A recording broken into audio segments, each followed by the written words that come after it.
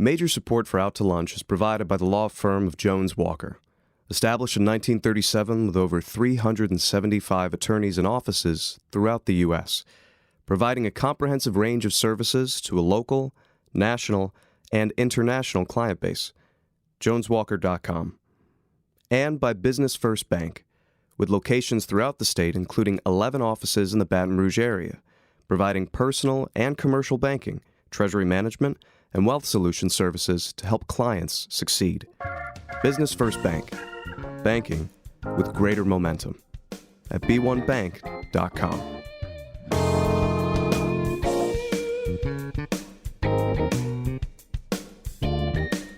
From Mansurs on the Boulevard, we're out to lunch with Stephanie Riegel. Stephanie Riegel is a broadcaster and editor of Baton Rouge Business Report. It's business Baton Rouge style. Hi, I'm Stephanie Riegel. Welcome to Out to Lunch.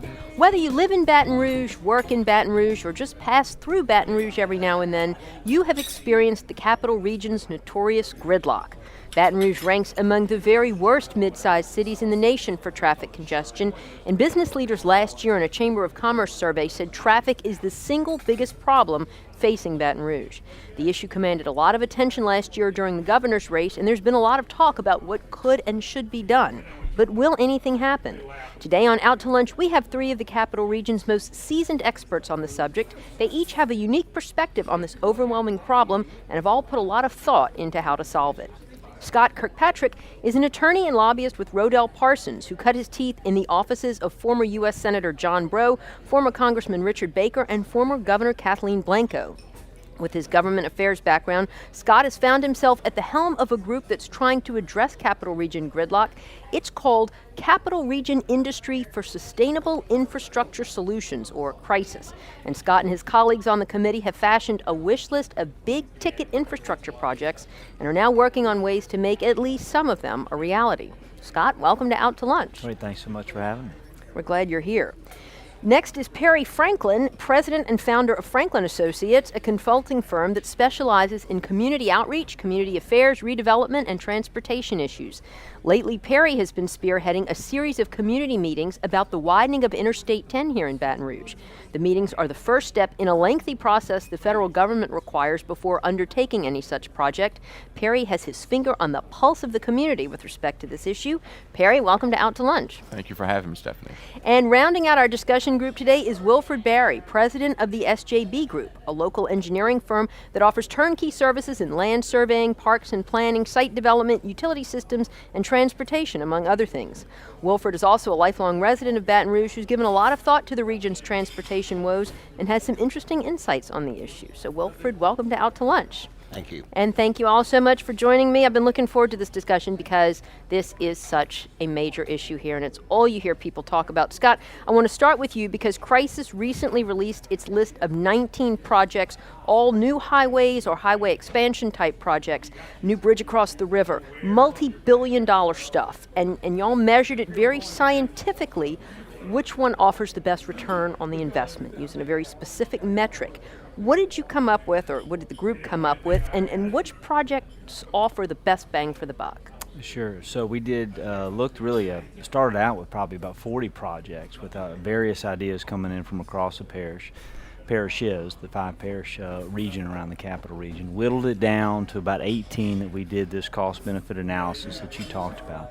Based on that, there were really 4 major projects that had kind of the best return on the investment. The top one was what we referred to as kind of the Ascension commuter route. That's either widening I-10 from basically Highland Road out to Sorrento, or widening Airline Highway in a similar aspect.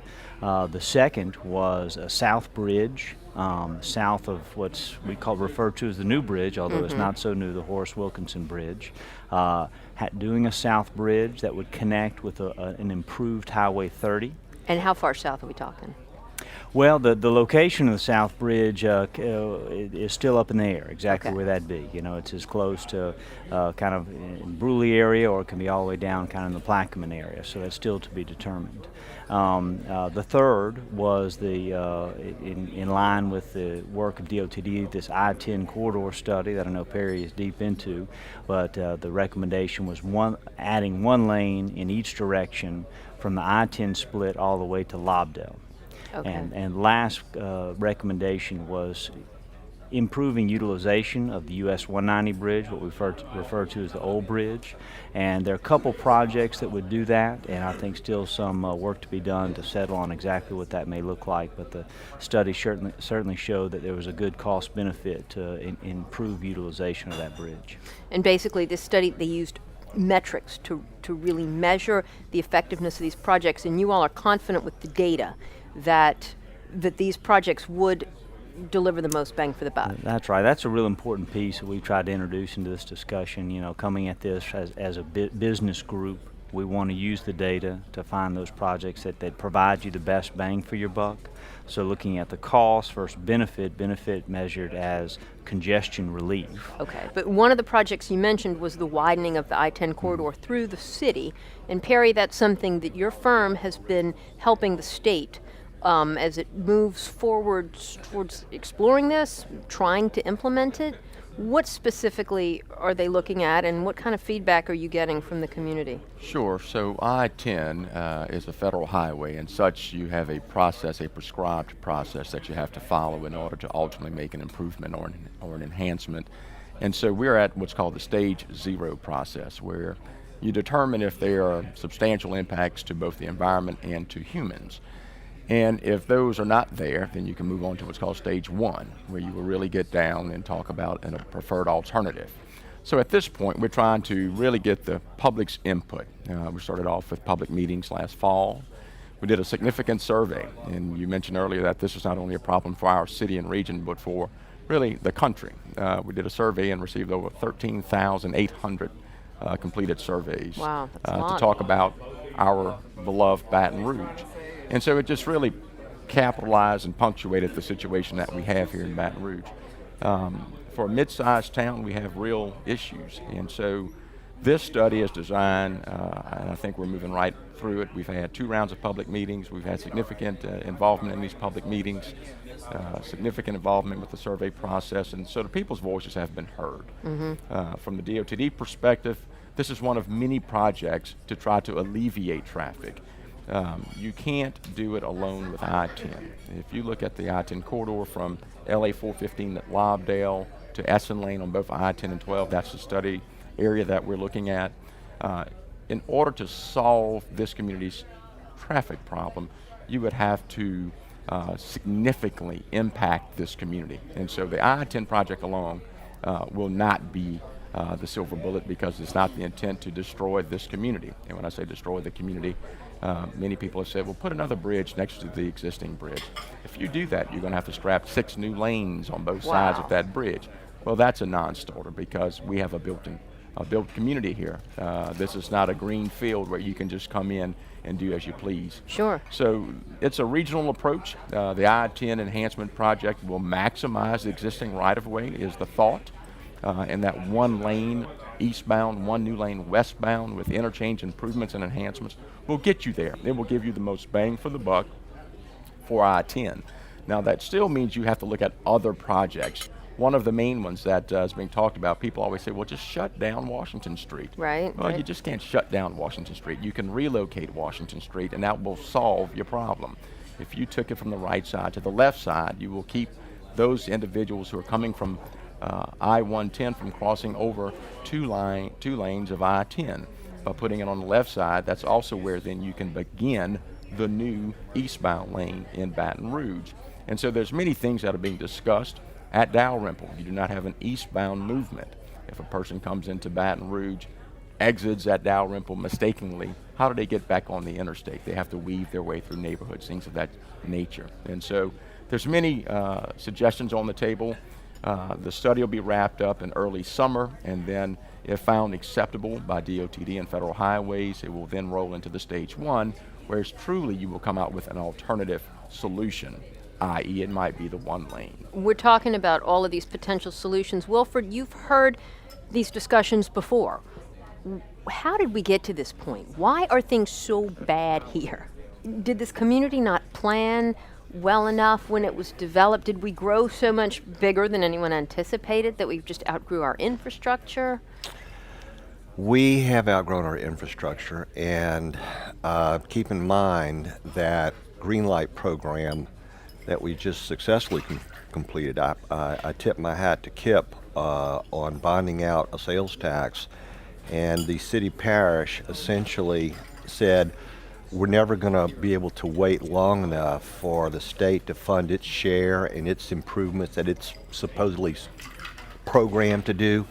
The city parish said we will step in and fund the state's share. So I guess the long and short of it is through the years, there's not been enough state funding and all over the state. So now we have projects that have been identified, and if you don't keep up with the growth in the list, the dollars that it takes to address those items, it gets the backlog just grows and gets bigger, and now it's at the $12 and $13 billion range. So there's a lot of deferred capital investment in our transportation system statewide, and no local municipality or parish can overcome that gap without a massive tax program. This sort of gets into the fundamental structure of how, what sort of independence local government has to generate taxes. But by and large, and I think Scott could talk to that probably better than I, the state legislature and government keep pretty close grip on what taxes local government can do. And so the state has not had the resources to do that over the years, and now we have this big backlog. Yeah, instead, I just mentioned, Wilfred, we've also tried several times around a loop. Back in the 90s, we had a south and north loop that both died. Right. Again, back in the mid-2000s, we began, I think it was 2008 when the loop process was kicked back in. And then you have in the late 80s when they had the state's major mega project bill passed the legislature, and Baton Rouge was not able to come together to suggest their project. So I wanted to bring that up. That's the timed. That's right. That's the timed project, and that's what led, for instance, to the widening of the Huey P. Long Bridge in New Orleans. I mean, everybody got something out of timed, and Baton Rouge got a bridge, as I understand it, that goes from St. Francisville to New Roads, basically, that nobody uses. And that's just a boondoggle project and an example of how we were so screwed by our own capital delegation that didn't come together to do anything. Is that an accurate assessment, or am I being harsh?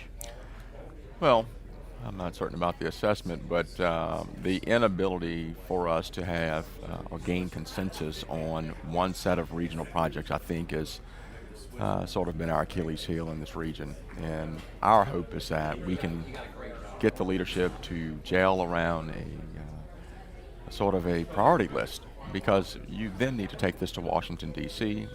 Congressman Graves is on the Transportation Committee, and so we do have a member who is very well engaged on this process. But everyone that I speak with, all of the local leaders, all say, Perry, what is that list? What does that short list look like so we can all get behind it? And so I think there's a thirst and a desire, and we have learned from previous failed attempts of what it's going to take. Because these projects that we're talking about are billions of dollars, not millions of dollars.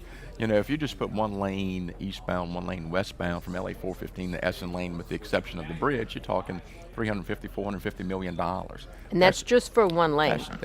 That's one project. And these other projects on the crisis list, for instance, the number one project on the top, what was the price tag on that one? Well, the most expensive certainly is doing a bridge. Anytime you do a bridge, those are the costs there are tremendous. So you're looking at over $1 billion to do the South Bridge. Easily over $1 billion. That's huh? right. And then the lowest cost was the widening of I-10, the kind of Ascension commuter project at about $150 million. Now, one thing we got to think about, and a number of the crisis projects allow for this, is that we have tolling as an option, and certainly the South Bridge is a candidate for that. using the U.S. 190 bridge, and those projects are candidates for that. Although something like the Ascension commuter corridor or the widening of I-10 really are not candidates, because they kind of are on the toll would go on an existing roadway, and that causes problems. When you go to other states, they have toll booths all over, Yeah. and we really don't in Louisiana. How come? Has it been a public opposition to it? Any? Well, we haven't had a tradition of tolling. It's hard to get that going. It's viewed as another tax by the motoring public, and I think Louisiana is averse to taxes. Yes. And that's a very complicated discussion. So there's never been a first project, but in hindsight and in history, we have tolled bridges. That's been a common practice here. New Orleans bridges have been tolled. The Sunshine Bridge has been tolled, and now tolls are off. So they could extend that concept onto highways, but we just haven't had the political will to go there yet. There's an opportunity in West Baton Rouge because this project of I-10 originates at LA 415 Lobdell exit. For the longest, the members of the West Baton Rouge leadership community have been trying to get this LA1, LA 415 connector. That's a prime opportunity of a new facility that could be tolled. There's a significant issue if you get on LA1 and trying to go northbound, and when you get to that bridge at the Intracoastal, there's a significant issue, and that would give them relief from that solo or that only bridge that allows people to really go from south to north out of West Baton Rouge or Addis and Breaux. So that's an opportunity. Even if you do put tolls on the new bridges or the new loop portion of it, you're going to still need a tremendous amount of state capital outlay. Yeah. And in the current budget climate, how do we even begin that discussion? It's certainly more challenging, but I'll say this: I think there is, when legislators look at their options and they look at revenue raisers, this jumps out as a great return on investment compared to so many other opportunities. Across Republicans and Democrats, they're hearing in their communities, you know what, I will pay more if I can see this benefit. If you show me and this money is going to go towards this project, that's something I'm willing to pay for. And so even in this environment, I feel optimistic that some revenue can be raised to put towards these projects. I used the phrase ROI as you just did, but when we talk about a return on investment, typically we're talking about a business seeing a monetary return on the investment. When we're talking about an infrastructure investment, how do you really measure that return? Yeah. Is it some sort of amorphous quality of life thing that shows up on surveys, or are we talking about businesses will start to look at coming here because we don't have that gridlock problem anymore? I'll tell you that there are a number of factors. One is that even when you look at when business, particularly industry, looks to locate here, they're looking at, hey, how easily can I get to this site? How easily can I move freight around? And as congestion increases, a lot of the logistics companies and freight companies, that's a concern for them. And you think about one of the advantages Baton Rouge has with the river, as a tremendous logistical advantage, the rail, a tremendous logistical advantage, and yet we're suffering in our highways as far as the logistical advantage. So I would say that, and a lot of the members of Crisis can say, look, I can tell you how much it costs me to sit in an hour of traffic, and tell you what, I'm willing to pay a little more to make sure my guys don't have to sit in that traffic. And I think it's important for you to mention to people who may not be aware of it, Crisis was really founded by industry, by the leaders of the plants down on the river that are suffering with this every day. That's right? true. A lot of plants that are suffering. We got the groups like Baton Rouge General and Our Lady of the Lake who have a large number of employees moving around the region, and we're in all 5 parishes: Iberville, West Baton Rouge, East Baton Rouge, Ascension, Livingston. So we've got a big business group looking at this thing regionally, and they're all suffering in some way, whether it be how their customers get to them, how their employees get to them, how they move product. It's all suffering. Perry, when you're having these community meetings, do you really get the great war stories from people? Do you feel that visceral frustration in the stories and the anecdotes that they stand up and tell you? More than you know. Really? More than you know. Yeah, because people are frustrated, and so they see these public meetings as an opportunity to finally be heard. We're very fortunate that from Secretary Wilson to Eric Calavoda, these individuals come to these meetings and participate actively. We had in the Addis meeting recently, a gentleman drew up a very elaborate concept of restriping how the bridge could merge with I-110, and Dr. Calavoda personally accepted that information along with his public comment. Yeah, so people are coming armed, they're frustrated, they want to see something happen, and because it's a federal interstate, you can't just get bulldozers and dump trucks out there tomorrow, and that's the frustrating part about it. But here's the good thing about the alternatives that are being discussed. They are phasable, so as you can receive funding, you can phase in interchange improvement A. As you receive funding, you can phase in interchange improvement B, so on and so forth. Whereas if you did something like a high pass, which is double-decking the interstate, which is over $1 billion, it's really a non-starter, but if citizens really pushed that, you would probably have this incomplete superstructure hanging in midair for 10, 12, 14 years until it is completely finished, because it's a limited access roadway with no ramps to make it a feasible project. So things like that, or a new bridge crossing the river, you have to have all of that funding at one time to initiate those types of projects. Right. So what we're looking at is very feasible. So hopefully once we get through stage 1, we go find money in stage 2, we can move on with drawings and then get this thing into construction. And hopefully, as soon as 6 years from now, which is typically about 12 to 15 years. So this is a priority project. Secretary Fox is very well aware of it. When the president recently visited Baton Rouge, the governor and the mayor didn't intimate, they spoke very straightforwardly about the project.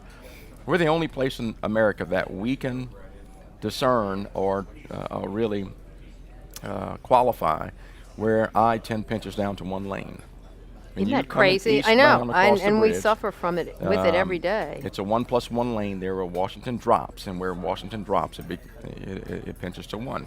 We can't find another example of that. So we have a great story. We have real issues, and hopefully the funding will follow these studies. And as I mentioned at the beginning of the show, this is an issue that affects the business community. How important for our economic development is it that we address this traffic situation now?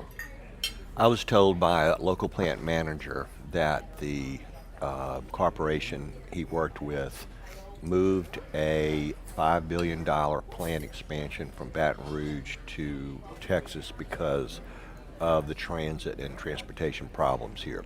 $5 billion? $5 billion. That's what I was told by a plant manager. And that was recently? Recently.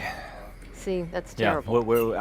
I've heard similar things, that certainly it's a concern, that it's even as we're going after new companies, that it's a question they want answered. Well, how long before this situation improves, and so it's pervading the economic development environment. Are there any very short-term or immediate-term solutions? I mean, you're saying 6 years instead of 12 for some of these interstate projects. Great, but what about the next 18 months? Has to be more than a ferry, I can tell you that.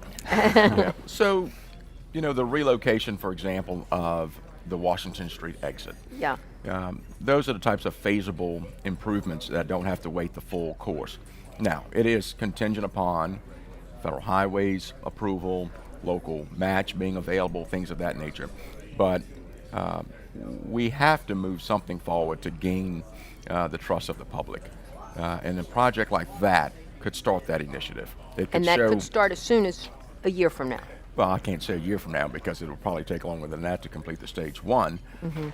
But it doesn't have to take as long as impacting the entire trunk line, let's say, because that's a different project of a different kind. Stephanie, we're crisis is aggressively moving into this phase, looking at short-term opportunities. Some of the things that have preliminarily been discussed speak to the work hours of commuters and how giving people flexibility so that you're not just piling people on the road at rush hour. Right. Also looking at where there's opportunities for new technology to come in, whether that be simply a Waze type app, or just simply some things that help in the car to help people avoid kind of the backup. What about non-capacity building solutions? How important are things like ride sharing or bike lanes or the gondola that the Baton Rouge Area Foundation has talked about? Are those realistic solutions that would help bring relief? Well, I think they're more realistic than most people consider. Baton Rouge Area Foundation is spearheading looking at some things of that nature: bike sharing, car sharing, ride sharing, on-demand rides, the trains and trams, urban gondolas, things of that nature. You can't build your way out of this problem. So that's the first thing we ought to understand. If you look at Los Angeles, if you look at places like Houston, you cannot build your way out of this problem. Now, we are behind in our infrastructure, so infrastructure has to be addressed. But we also need to start looking at public transit and some other things. The list is very long, and we don't like any of those as a culture here. So the challenge is, how do you hit the reset button to have people leave their cars at home? I live in Hundred Oaks, and I look at this trolley that runs through my neighborhood, and it stays empty. I know. And People don't get on it, and it's a wonderful. That was because there was a hue and cry from the Garden District to say, give it a shot, cats. Do something different. Do something new. We have to be willing to try. I can remember 1984 at the World's Fair. There was a gondola that the gondolas, sure. If you look at the data, the travel data of the number of people whose trips originate between Port Allen and Addis each morning, and where they terminate each morning, the AM peak, they're going from LSU to Exxon, and downtown receives the bulk of those people. Something like an urban gondola crossing the bridge really makes sense. Right. If you just look at the hard data. And so because of the I-10 project, I had an opportunity to look at the data.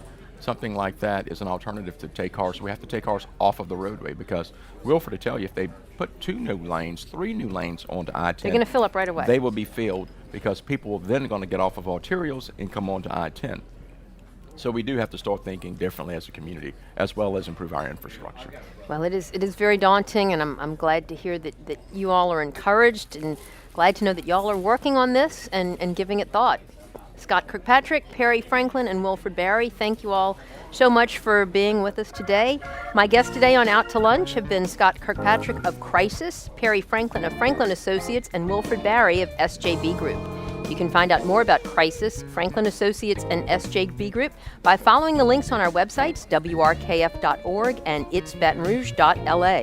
Today's show was recorded live over lunch at Mansurs on the Boulevard in Baton Rouge. Mansurs is open for lunch daily from 11 to 2, for dinner nightly, and for brunch on Saturdays and Sundays. The producer of our show is Grant Morris. Our technical producer is Eric Merle. Our associate producer is Peter Raschuti. And our Baton Rouge business consultants are Charlie D'Agostino and Ann Edelman. You can see photos from this show on itsbatonrouge.la and on our Facebook page. These photos are taken by Ken Stewart. Mitch Foreman wrote and performs all the music on Out to Lunch. Mitch's new album, Puzzle, is out now. You can find out more about that at mitchellforeman.com.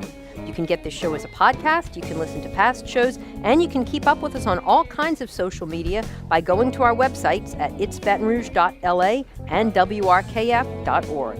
Out to Lunch is a production of INO Broadcasting for itsbatonrouge.la and WRKF 89.3 FM. I'm Stephanie Riegel. Thanks for joining me. I look forward to meeting you again next week around the table here at Mansurs for more business Baton Rouge style on Out to Lunch. Major support for Out to Lunch is provided by the law firm of Jones Walker. Established in 1937 with over 375 attorneys and offices throughout the U.S., providing a comprehensive range of services to a local, national, and international client base. JonesWalker.com. And by Business First Bank, with locations throughout the state, including 11 offices in the Baton Rouge area, providing personal and commercial banking, treasury management, and wealth solution services to help clients succeed. Business First Bank, banking with greater momentum at b1bank.com.